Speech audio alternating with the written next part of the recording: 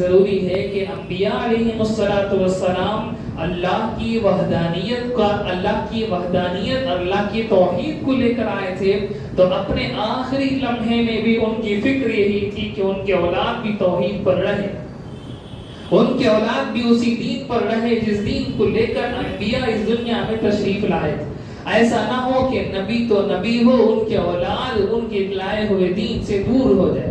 ایسا نہ ہو کہ انبیاء کی تو حالت سدھر جائے لیکن ان کے بعد آنے والی اولاد برباد ہو کر رہ جائے۔ اس لیے انبیاء علیہم السلام اپنے اولاد کے بارے میں سب سے زیادہ فکر ان کے اسی آخرت کے بارے میں کیا کرتے تھے، ان کے دین کے بارے میں کیا کرتے تھے کہ میری اولاد کے اندر اللہ کی وحدانیت مضبوطی کے ساتھ بیٹھ جائے، میری اولاد کے اندر اللہ کی توحید مضبوطی کے ساتھ بیٹھ جائے۔ اس کی فکر انبیاء علیہم السلام کے اندر کوٹ کوٹ کر بھری ہوئی تھی۔ یعقوب علیہ السلام اپنے بیٹوں سے یہ عہد لے رہے ہیں کہ بتاؤ میں تو اب جا رہا ہوں، میری حالت ختم ہو رہی ہے، میری زندگی کی آخری سانسیں چل رہی ہیں۔ انسان تو اندازہ ہو جاتا ہے، تو اسی اندازے کی وجہ سے انہوں نے کہا تھا کہ میری لگتا ہے میری زندگی کی آخری گھڑیاں ہیں، اب میں تم سے ایک بات پوچھتا ہوں کہ بتاؤ میرے جانے کے بعد تم کس کی عبادت کرو گے۔